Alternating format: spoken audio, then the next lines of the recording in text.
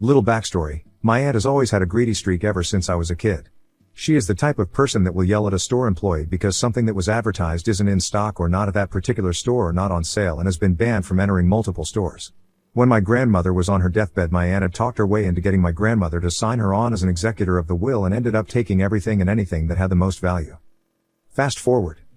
My uncle was my best friend. I always looked up to him as a kid. He was a truck driver, so he would be gone for a long time, and I remember one summer he even took me with him on the road. But sadly my uncle had cancer, and while he was in the hospital my aunt had tried to get him to assign her as an executor of his will. But since he was quick to pick up on what happened when my grandmother passed away, he hired a professional estate lawyer that would take care of everything. If you can imagine, my aunt was not very happy and was quick to throw out a sob story of how offended she was that her brother couldn't entrust her with an important task. This went on for 2 weeks. Even on his last day in hospice, she still brought it up, and was asked to leave by nurses. He passed away peacefully in 2011. Now I didn't know it at the time, but I quickly found out why my aunt was, so we were all asked to gather at my mom's home where the estate lawyer came to tell us who was getting what. So finally my time came on the list and I was surprised to have anything willed to me. What did my uncle will to me? Why his rig and car, of course. My uncle's rig is a 2008 Lone Star International which was fully loaded. My uncle's car is a 1966 Chevelle SS. My first thought was, what in the hell am I going to do with a big rig? My aunt's first thought. Well, she didn't have a first thought. She just screamed and cussed at the lawyer, saying that I was too sick to have those things and didn't deserve them because I was his nephew and not his sister. The lawyer asked her to sit down and he would get to her. When my aunt sat down, she looked at me and said, "You're giving me the title to both of those," to which I laughed and said, "In your dreams maybe." The lawyer kept going down the list, and because my uncle was a legend, he put my aunt at the bottom of the list and said, to quote, "To my sister I am leaving her my luckiest, most important dollar, because all present at this meeting will know she needs it most," and then was handed the dirtiest looking Canadian $1 coin which was sealed in a block of acrylic. Myself, my dad and my other uncles nearly wet ourselves laughing.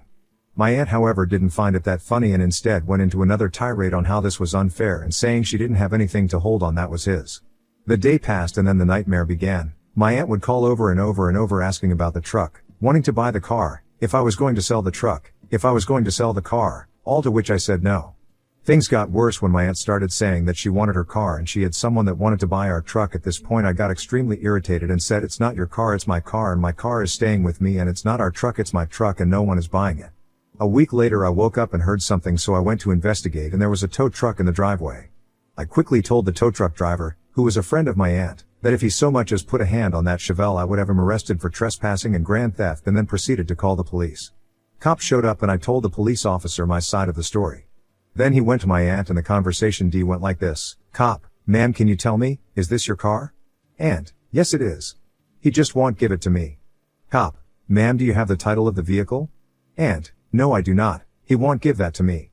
Cop, "Well ma'am, I looked at the registration and title of the vehicle and he is listed as the owner of the vehicle.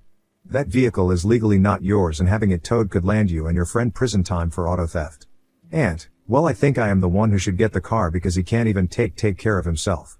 Cop, "Ma'am, it doesn't matter what you think. What matters is legal ownership, which you do not have." A week later my aunt had attempted to take me to court for the car, which the case wasn't even put before a judge. My aunt refiled the claim again. It went to court, and once I provided a copy of the will, title, and registration, the judgment went in my favor and my aunt was forced to pay my court costs after dismissing my aunt's claims with prejudice, meaning she can never file that lawsuit again. Then tragedy struck again. This time a great uncle passed away. I was on the will. Again. Can you guess what was left to me? A new car. My great uncle's 1967 Chevrolet Impala SS, which he restored himself. My great aunt, his widow, was thrilled that I got it, but the mood was quickly soured when she realized that my entitled aunt, her niece, really was not thrilled that I got it. This time she stepped it up a notch and skipped the screaming and complaining and instead went to scheming. 3 days after I took possession of the Impala, she rented not just one flatbed, but 2 flatbeds. She managed to get the Impala onto the flatbed and sped off, leaving her boyfriend behind attempting to get the Chevelle on his flatbed as quickly as he could while I stood by on the phone with police. Police quickly caught up with my aunt and arrested. Her boyfriend was arrested in my driveway and soiled himself in the process. Her and her boyfriend both were hit for 2 counts of motor vehicle theft. Both were charged and found guilty and sentenced to 2 years and 2 days in jail. End points. I haven't spoken to or heard from my aunt since she got out of prison, and I have no desire to.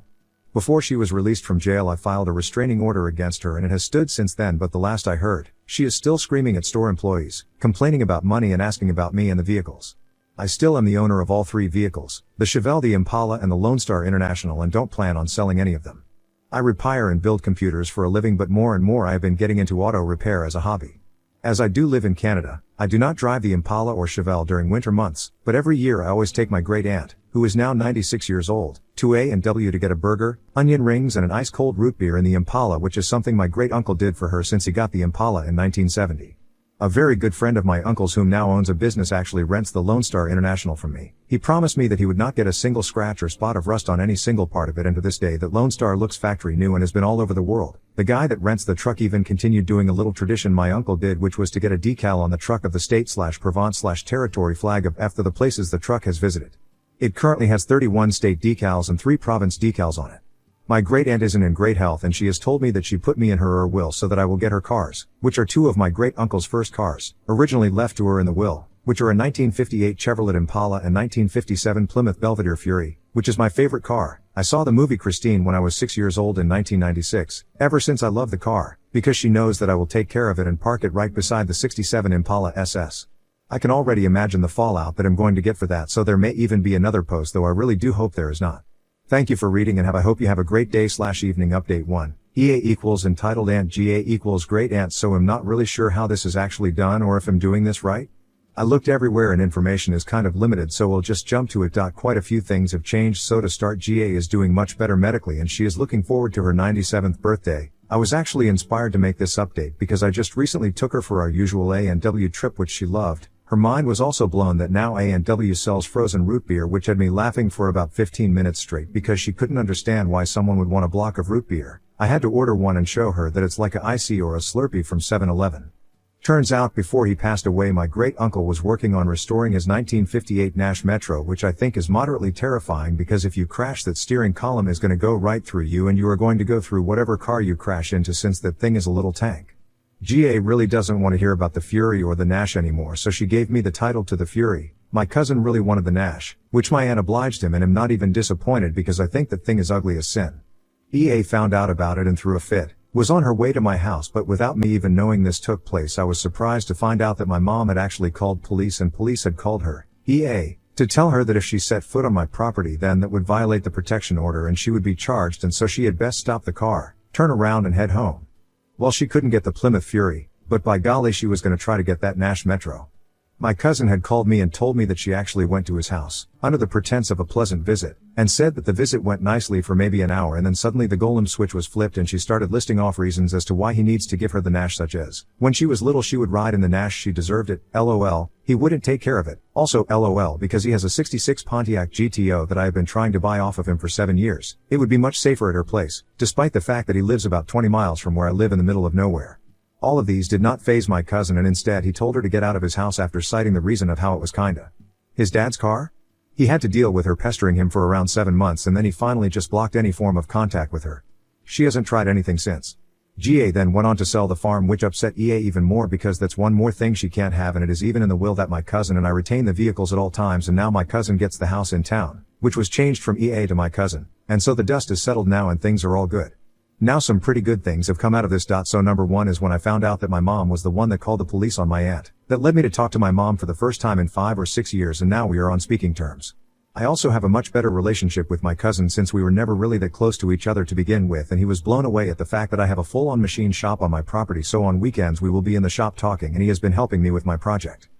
My project is, I found a Lincoln Continental MK3, and ever since I was a kid it's been a dream to have the car from the movie. Well, the car. So we have started chopping the crap out of it and making everything by hand to get it looking perfect. The Impala, Chevelle and Lone Star are all doing great. The Lone Star had a bit of a hiccup and the entire transmission and engine needed to be replaced, but Lone Star actually said that the engine should have been replaced long ago, so that all got done and signed off on, along with a new hitch plate being installed on it. My uncle's friend still rents the Lone Star from me for his business, and he even got a custom decal put on the trailer for it of a chicken hawk. My uncle's nickname was Chicken Hawk, and now has 42 state decals on it, up from 31, and 6 provincial decals, up from 3. Me and my cousin both got invited to a car club because we were at a recent car show. A friend of ours had recent dealings with this car club. They gave him some of the money needed to restore a 1951 Studebaker Woody, and once the car was complete they actually had taken him to court to get the car, which now sits in their showroom. So me and my cousin asked them when our friend is going to get his Studebaker back, and then I said that I don't associate with people that have zero moral fiber. We are now working towards getting him his car back, since legally the people in the car club can't so much as sit in the car without our friend's permission. Since nothing was in writing, he has to pay the car club back but won't get the car back until he has paid the car club because his lawyer was an idiot. Before I forget, EA has actually had to come out of retirement and now both her and her boyfriend are forced to go back to work since they ran out of money pretty quick. As it turns out, having multiple homes and going on vacation 2 and 3 times per year drains your bank account pretty darn quick. So yeah. That's about it. 5 a.m. so it's time to get to work. Hope everyone out there has a good day/evening and thank you for your time. Update 2. So I really never thought I would be touching this topic again, but surprise. I am back. Fuck. My life. So let's just jump right into it. This time we only have 2 characters which will be entitled Aunt, EA and Uncle. Uncle, here we go. So for those who have seen the last post, I have recently gotten on to speaking terms with some more members of my mother's side of the family, one of which being my uncle. I do need to put a little backstory in here on my uncle before we begin.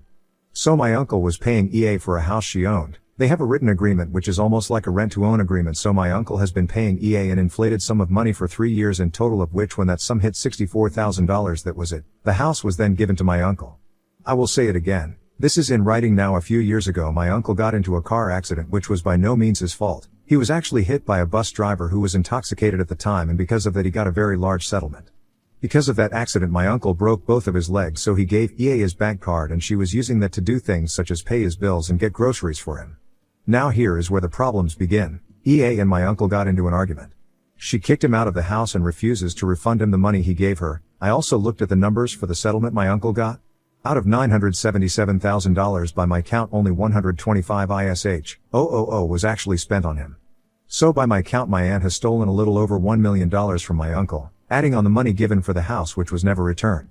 I expected this, but I never in 1 million fucking lifetimes expected this amount. Like, this isn't slap on the wrist kind of money, this is big trouble, big bad kind of money. I am fucking livid. I haven't told my uncle yet because to be honest I don't know how the fuck to tell him. How the fuck do you tell your uncle, yeah, your sister stole $1 million from you? Also factor onto that my uncle is a recovering alcoholic. He still drinks here and there, but he doesn't get blackout drunk like he used to, but he is working for a friend of mine who I told very directly, if you smell alcohol on him, send him home without pay, so I really don't want to tell him and have him go on a downward spiral. I honestly have no idea what to do. I know that I have to tell my uncle this, whether or not he chooses to pursue it. He won't have a choice because this isn't right. I will make him pursue it and I will give him my lawyer and pay for it. Do I even go to a lawyer for this? So, anyways, I just had to put this out there. It is kind of vague, for that I apologize, but for the time being this is all the information I have. Thanks for the read. We'll give another update when I get this bullshit sorted out, and have a nice day/evening. Update 3. So this is a pretty big update, buckle up. I really did not want to tell my uncle on the weekend of Thanksgiving, cause Canada, so I opted to wait till Monday since it was a long weekend. I got my lawyer at my place, I got my uncle at my place, sat my uncle down and I put what I found in front of him. He asked what it all meant, and so I had to tell him that the total sum of $977,000 plus is missing and is what EA stole from him. He broke down, couldn't comprehend why she did it. Aside from that I would say that he handled it fairly well, and even he didn't know what to do, so my lawyer explained it. In Canada this goes down as financial abuse, and there is good reason for that. Since my uncle gave EA his bank card and PIN number in good faith, expecting that she would use it only for the purpose of paying his bills and getting him groceries, the fact that she withdrew money without him knowing is what brought that to light. Now, financial abuse in Canada is a federal crime. The fact that the money she took was a settlement? That makes it even worse. This is where it gets complicated. Because of the amount of money, this isn't a civil matter. My uncle agreed to take action, and so what we had to do is get not only the provincial government involved but also the federal government involved. One thing about agencies? Sometimes they work good together, sometimes not. We met up with representatives on Wednesday, 11th October, they explained how things would be done, what to expect. Yesterday, 12th October, EA and her boyfriend were arrested and charged. Both refused to speak without the presence of an attorney, which is their right. EA tried to call my uncle but wasn't allowed to, so she called my mom and tried to tell my mom that it was all bullshit. I was lying, my uncle was lying. She took care of my uncle, he never paid for the house, she never took anything. Went into detail as to how much of a burden I was on the family act. So they already had a warrant to search EA's house. They did find some of the money. The advisor told us that usually when people steal a large sum of money they do something called squirreling, where they will stash the money away in a mattress, under floorboards, in walls, door panels act. In this case they found upwards of $87,000 stashed in airplane carry-on bags. So far, at this time keep in mind that they are still searching, but in order to do certain things, such as cut holes in floors and walls, they do need different warrants for that. All of EA's bank accounts have been frozen. They have people looking into every single transfer and transaction she ever made. They also flagged my cousin's bank accounts and her grandchildren's accounts, pretty much anyone that got money from her. Their accounting for the last 5 years is going to be gone through with a fine-tooth comb and a microscope. The way my lawyer explained EA's situation is this: the more money they get back, the better it will be for her, but both her and her boyfriend are still in jail saying they didn't take shit, so maximum they are looking at 7 years in prison. Minimum 3 years in prison, plus they will have to pay reparations not only to my uncle but also the government, because the federal government most definitely will be charging her with some sort of fraud/tax evasion. Which I think is a fucking joke, because when I was 17 I was in prison, turned 18 in prison and got 2 years plus 287 days of probation, house arrest, for multiple assault charges, but that's just my opinion. 7 years for stealing almost $1 million is fuck all. I did make a statement detailing how this whole situation came about and how I found what I found, so that will be used in court, but at this point this is where my involvement ends. My uncle is doing okay. He is doing a few home improvement projects making shelves act. So I told him that if he wanted to use my shop he could, and he has taken me up on that offer, which is good because it keeps his mind off of the whole situation, and I have also noticed that he also doesn't drink as long as he is busy. I will try to keep this updated as best I can, but at this point it really is just a waiting game. EA's side of the family is, of course, defending her, so once again I have become public enemy number one, but my mom, uncles and especially my great aunt are not in her corner this time around. So for the end of this I just wanted to go through a little bit of a timeline just for a bit of a recap, and it will also fill in some holes. So 2018 was when my uncle had his accident. From 2018 to 2020 is when EA had access to his banking information. 2020 is when EA had also kicked my uncle out of the house he was renting from her in a written rent-to-own agreement. At the same time EA had also sold her house in the small town I grew up in, which was 3x larger than and in a much better area than the house she was renting to my uncle is. After that took place they didn't speak to each other for almost 2 years.